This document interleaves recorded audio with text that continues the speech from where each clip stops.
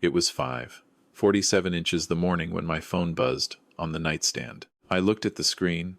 My sister's number. She never called that early, unless something was wrong. I picked up before the second ring. Gerald. Her voice was thin, the kind of thin that comes right before it breaks.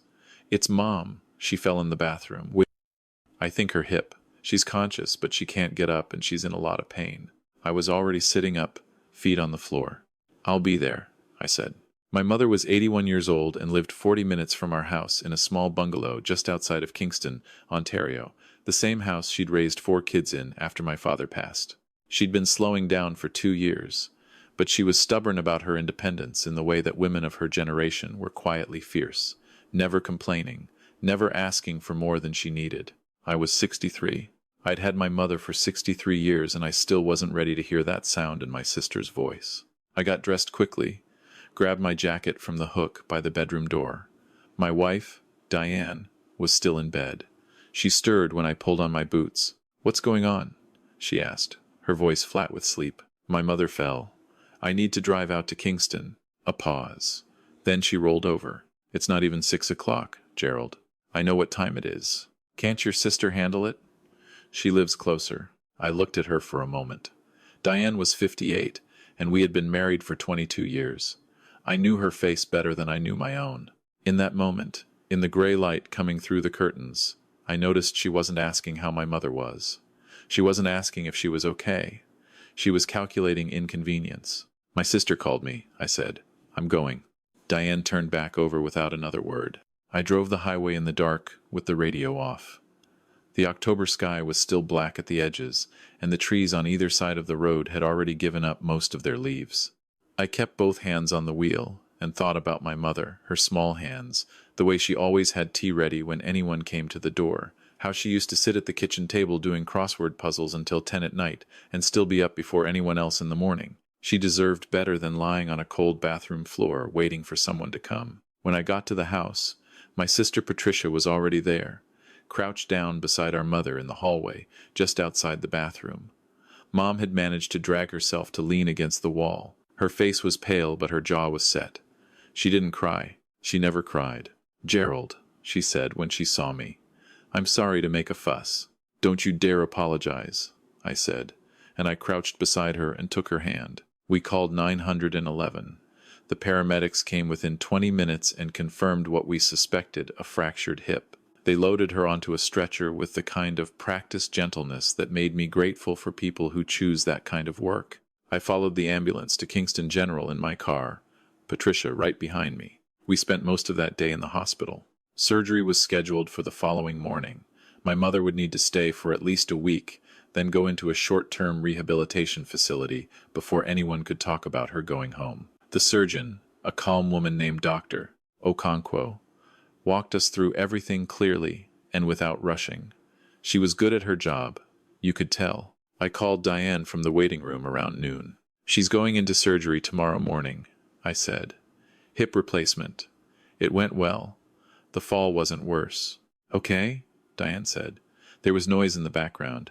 It sounded like she was at the grocery store or somewhere similar, cartwheels on tile. "I might stay overnight. Patricia can't stay, her youngest has a school thing. I don't want Mom to be alone when she wakes up." Another pause. Longer this time. "You're staying overnight?" "Yes." "Gerald, we have that dinner with the Abbotts on Friday." I stared at the pale green wall of the waiting room. A woman across from me was reading a magazine. An old man in the corner was asleep with his chin on his chest. "My mother is having surgery tomorrow, Diane. I heard you. I'm just reminding you about Friday." "I'll figure out Friday when Friday comes," I said, and I hung up. That was the beginning of the week that changed everything, though I didn't know it yet. I stayed.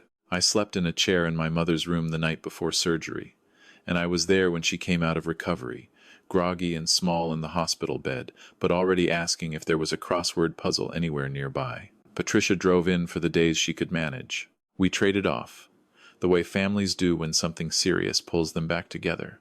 Diane texted a few times, short messages. "How is she? What time are you coming home? The furnace guy needs access tomorrow. Can you be back?" No question marks. "No, how are you holding up?" I drove home on Thursday evening to shower, change clothes, grab some things for my mother, her reading glasses, a cardigan she liked, a few books. The house was quiet when I came in. Diane was in the living room, watching something on television. She looked up when I walked through. "How is she?" she asked. "She came through well.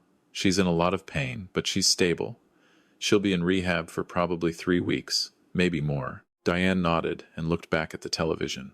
"I told the Abbotts we might not make dinner," she said. I stood there in my jacket, still holding my keys. "That's fine," I said. Eleanor Abbott was not pleased. "I'm sorry to hear that." I went upstairs, showered, packed a bag. When I came back down, Diane was still watching television. I stood in the doorway of the living room. "I'd like you to come out to Kingston this weekend," I said. "Not for the whole time, just for a few hours. It would mean something to my mother to see you." Diane looked at me then, and I saw something in her eyes that I hadn't been able to name for months. Something I'd been choosing not to look at directly. A kind of distance, not just tiredness, not just irritation. Distance. "I have plans Saturday," she said. "What plans?" "I signed up for a workshop. A pottery thing. It's been on the calendar for 6 weeks. Diane, my mother is in the hospital recovering from surgery, and I hope she recovers well," she said. "I really do. But I've had this planned for weeks, and I'm not going to cancel it." I didn't say anything. I picked up my bag and I left. I've thought about that moment many times since. I've thought about whether I should have pushed harder, said more, raised my voice even. But the truth is, some things you can't argue someone into feeling. Either you care or you don't. Either your husband's mother lying in a hospital bed after emergency surgery matters to you or it doesn't. No amount of conversation changes what's already true underneath. The 3 weeks my mother spent in the rehabilitation center, I drove out to see her 4 times. Patricia came when she could. My younger brother Warren, who lived in Vancouver, flew in for a long weekend. Diane came once, for about 90 minutes on a Sunday afternoon. She brought flowers, which was something. She sat in the chair by the window, answered my mother's questions politely, and checked her phone twice, while Mom was mid-sentence. My mother didn't say anything about it to me, but she noticed. She was 81, not oblivious. On the drive home that Sunday, Diane and I barely spoke. The silence between us in those 40 minutes was not the comfortable kind. It was the kind with weight to it, the kind that has been building slowly under the floorboards for years, and you've been careful not to step on certain spots, and now the whole floor is giving way. When we got home, I sat at the kitchen table while Diane went upstairs. I poured myself a glass of water, and I sat there for a long time. I had been with this woman for 22 years. We'd built a life, a house, a shared account, friends, routines. Our kids were grown. My son Raymond lived in Ottawa. My daughter Claire was in Halifax. We were, on paper, a couple at the comfortable end of middle age, coasting toward retirement with everything in reasonable order. But something had been wrong for a long time. I'd felt it the way you feel a change in weather before the sky gives any indication, some pressure shift in the atmosphere, something not quite right. I'd told myself it was just the way long marriages settled, that the warmth goes a bit dormant, and that's normal. I'd told myself a lot of things. That night, I opened our joint account online to check something, a property tax bill I'd been expecting. What I found instead stopped me cold. Over the past 8 months, there had been a series of transfers out of our joint savings. Not enormous amounts all at once. Careful amounts. $800 here, $1,200 there, a few at $500. Added together, a little over $19,000 had moved from our joint account into an account I didn't recognize. I sat very still. I am not a man who panics. I spent 31 years as a civil engineer, most of it managing large infrastructure projects across eastern Ontario. I'm trained to look at a problem clearly before reacting. I pulled up the transaction history and went through it methodically. 13 separate transfers. The earliest one was 8 months ago, 2 weeks after I'd mentioned to Diane that I was thinking about semi-retirement and that we'd need to be thoughtful about how we managed our finances going forward. 2 weeks after that conversation, the first transfer happened. I thought about that pottery workshop she didn't want to cancel. I thought about the new phone she'd bought herself in the spring. The weekend she'd gone to visit a friend in Toronto that she hadn't mentioned until the day before. The way she'd started closing her laptop when I walked into the room. I didn't confront her that night. I want to be clear about that. I've seen what happens when people confront someone before they know the full shape of the situation, the lying, the deflecting, the sudden rewriting of history. I had $19,000 in missing money and an account number I didn't recognize. I needed to know more before I said anything. I went to bed. I lay beside my wife in the dark, and I listened to her breathe. The next morning I called my accountant, a man named Douglas Ferreira, who I'd worked with for over 20 years. I explained what I'd found. He was calm and practical in the way that good accountants are. He walked me through what I needed to gather statements, account numbers, a full picture of what we held jointly. He also mentioned, gently, that I might want to speak with a lawyer sooner rather than later. I called a family law lawyer that same afternoon. Her name was Margaret Holloway, based in Kingston, referred to me by a colleague years ago for a matter that hadn't gone anywhere, but I'd kept her number. She was direct and experienced and didn't waste my time. She told me that the transfers, depending on their purpose, could be considered dissipation of marital assets. She told me that I should document everything and not make any sudden financial moves myself until we'd had a proper consultation. She also told me something that stayed with me. She said, people who do this kind of thing methodically over months aren't doing it impulsively. They've been planning. I drove out to see my mother that afternoon. She was doing better up on a walker, doing her exercises, already charming the physiotherapy staff. She looked at me when I came in and she said, "Something's wrong." "I'm fine, Mom." "Gerald Arthur Whitmore, I've known you for 63 years. Something is wrong." I sat down in the chair beside her bed, and I looked at my hands for a moment. "I think Diane and I are heading toward the end," I said. My mother was quiet. She didn't gasp, didn't say she was sorry. She reached over and put her hand on mine. "I wondered," she said. "I've wondered for a while. Why didn't you say anything?" "Because it wasn't my place. And because I hoped I was wrong." She squeezed my hand. "Are you going to be all right?" "I am," I said. And I meant it, which surprised me a little. What happened over the following 6 weeks was not dramatic. There were no screaming matches, no thrown dishes, no scenes in the driveway. I am not built for that kind of confrontation, and, frankly, neither was Diane. What happened instead was a careful, deliberate unwinding. I met with Margaret Holloway twice more. I documented the transfers thoroughly. I separated my personal direct deposits from the joint account and opened an individual account. I had a conversation with Raymond, who took it hard the way eldest sons often do, feeling somehow responsible for things entirely outside his control. Claire was sadder but less surprised. She'd noticed things during a visit the previous Christmas that she hadn't known how to mention. When I finally sat down with Diane to tell her what I knew, she didn't deny the transfers. She said the money was hers, that she'd been setting aside what she considered her fair share because she'd been planning to leave for over a year. She said our marriage had been over in her mind since well before my mother's fall, that she'd been waiting for the right time. I asked her what the right time was. She didn't have an answer for that. We separated formally in November. The legal process was not pleasant, but it was not catastrophic either. Margaret Holloway was worth every dollar of her fee.